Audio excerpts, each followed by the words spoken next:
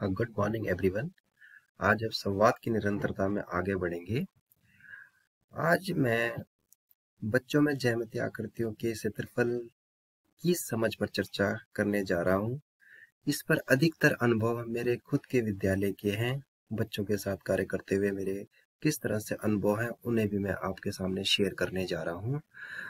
बच्चे आकृतियों को किस तरह समझते हैं? क्या वे द्विआयामी, त्रिआयामी और रेखीय आकृतियों को समझ पाने में सक्षम है? ये चित्र दिखाई आपको पड़ रहा होगा। अगर बच्चे को कहा जाए कि इस तरह के चित्र को दुगना बनाओ, ग्रिड में दुगना बनाओ, तो बच्चे बखूबी उसे ग्रिड में दुगना बना देते हैं। जैसे कि आप देख पा रहे हैं, बहुत ही सुंदर बना पाते हैं, क्योंकि वह देख कर उसके अपने अनुभवों से उस चित्र को हूबहू बना देते हैं। लेकिन यदि उन्हें कहा जाए कि इस पुराने चित्र और नए आपके द्वारा बनाए गए चित्र में क्षेत्रफल में कितना बदलाव हुआ, तो वो सीधा ही उसे दुगना कह देते हैं। और अगर हम कोई राशि बनाकर उनको देते हैं कि माना जो पुरानी आकृति है उसका क्षेत्रफल 5 वर्ग सेंटीमीटर है, तो नई आकृति का क्षेत्रफल क्या होगा, वो सीधा गुना करके 5 को दुगना कर देते, 10 बता देते हैं और संतुष्ट हो जाते हैं कि उनका उत्तर सही होगा। तो अब बात यह आती है कि भाई बच्चे इस तरह की प्रतिक्रिया का कारण क्या होगा? हमारे विद्यालयों में भी इस तरह की प्रतिक्रिया आती है, तो क्या कारण होगा? तो उसका सीधा सा यही कारण है कि बच्चे द्विआयामी आकृतियों को समझ तो पाते, लेकिन उसका क्षेत्रफल के दृष्टि से उसे नहीं समझ पाते। वो वर्ग सेंटीमीटर को इकाई न मानते हुए उसे सिर्फ एक जैसे कि 5 आम और 5 वर्ग सेंटीमीटर को वो कोई उसमें डिफरेंस नहीं देख पाते। जैसे 5 आम, 5 पेंसिल, 5 कलमें, 5 किताबों को वो जोड़ते चलते हैं, उसी तरह वो वर्ग सेंटीमीटर को भी इसी तरह जोड़ते चले जाते हैं। उनके लिए वर्ग सेंटीमीटर कोई मायने नहीं रखता। वह द्विआयामी आकृतियों को के साथ भी रेखीय आकृतियों जैसे संक्रियाएं करते हुए दिखाई पड़ते हैं। इसके बाद जो वह आकृतियों में या दिए हुए प्रश्न में सिर्फ संख्या को ध्यान में रखते हैं, 5, 10, 15 इत्यादि, उसके साथ लगी हुई यूनिट जिसे वर्ग सेंटीमीटर और वर्ग मीटर, उनके लिए कोई मायने नहीं रखता। अब बात आती है इस तरह की प्रतिक्रिया देने वाले बच्चों के साथ किस तरह से काम किया जाना चाहिए। उसके लिए मुझे थोड़ी सी प्रस्तुति देनी पड़ेगी कि हमें किस तरह से उन बच्चों के साथ, मैंने भी किस तरह से उन बच्चों के साथ कार्य किया और वे समझ पाए कि क्षेत्रफल किस तरह बढ़ता घटता है। शिक्षक के रूप में जब हम बच्चों को ज्यामितीय आकृतियों का बोध कराने जाते हैं, तो हम सबसे पहले उसको वर्ग के बारे में बताते हैं और बहुत शीघ्रता दिखाते हुए वर्ग के साथ हम आयत की बात भी करने लगते हैं और त्रिभुज की बात भी करने लगते हैं। मेरे हिसाब से बच्चों को यदि हम वर्ग में ही कुछ दिन रखें और वर्ग की आकृति के आसपास ही कुछ दिन रखें, क्योंकि ये एक वर्ग ही ऐसी आकृति है जिससे कि हम वर्ग सेंटीमीटर और वर्ग मीटर की ओर अग्रसर करते हैं। इसलिए हमें सारी आकृतियां एक साथ न देते हुए सिर्फ वर्ग पर ही कार्य करना चाहिए। जैसा कि आप देख पा रहे हैं, मैंने 2 तरह के वर्ग लिए, एक बड़ा और एक छोटा। उन बच्चों को इस आधारभूत जानकारी दे देनी चाहिए कि वर्ग की जो लंबाई और चौड़ाई दोनों बराबर होती हैं।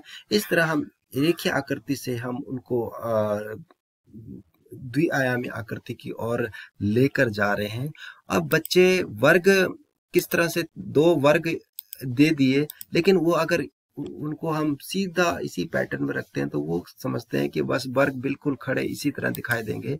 उनको इस तरह से भी दिखाया जा सकता है कि ये भी वर्ग है, इसकी भी लंबाई चौड़ाई बराबर है, इस एंगल से भी वर्ग है, और अगर उसको यहाँ भी दिखा दिया जाए कि ये भी वर्ग है, इस तरह से भी वर्ग, इसे भी वर्ग माना जाए। हमें घुमाकर बच्चों को आकृतियों का बोध कराना है कि घुमाने के बाद भी आकृतियां अपना स्वरूप नहीं बदलती, जो कि हमने पिछली बार ट्रांसफॉर्मेशंस, एंगुलर ट्रांसफॉर्मेशंस में ये बात की थी।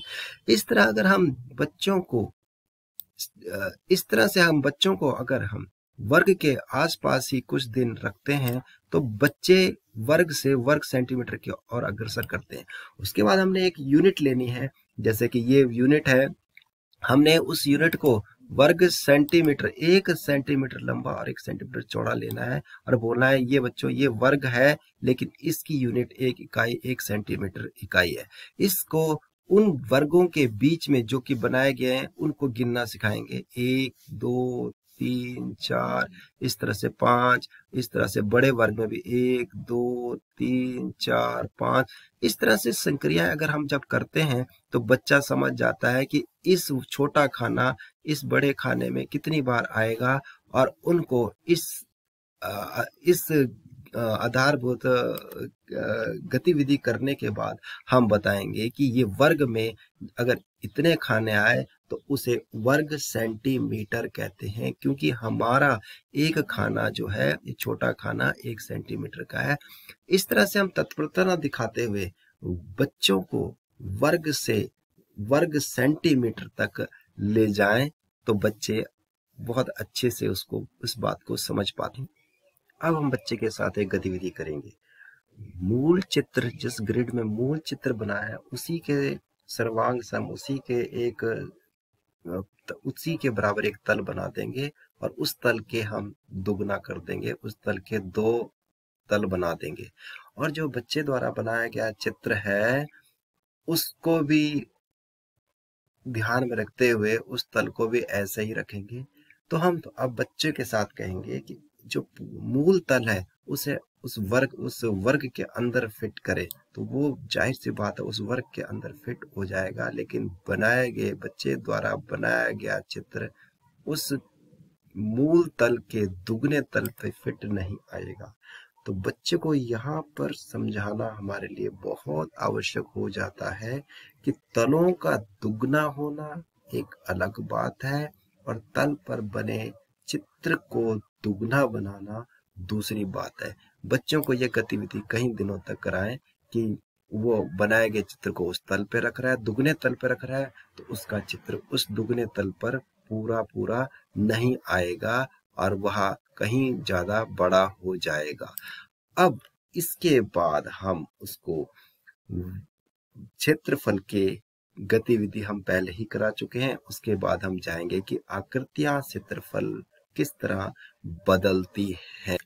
जैसे कि मैंने पहले ही कहा है, बच्चे क्षेत्रफल के साथ भी रेखीय द्विआयामी आकृतियों को भी रेखीय संक्रियाओं की तरह ही कार्य करते हैं।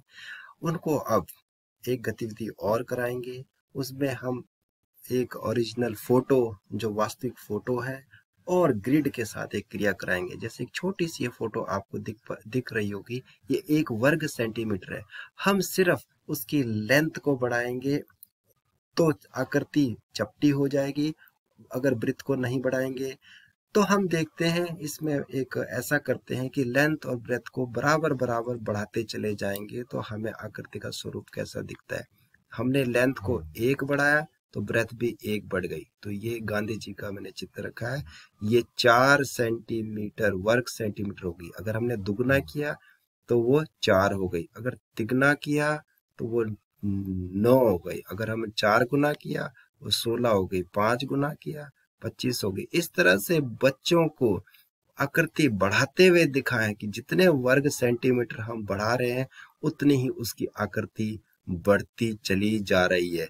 बच्चे इससे समझ पाएंगे कि हाँ, कि लंबाई में अगर हम बढ़ाते हैं तो वो चौड़ाई में ही भी बढ़ेगी और इस तरह से आकृति अपना रूप लेती चली जाएगी।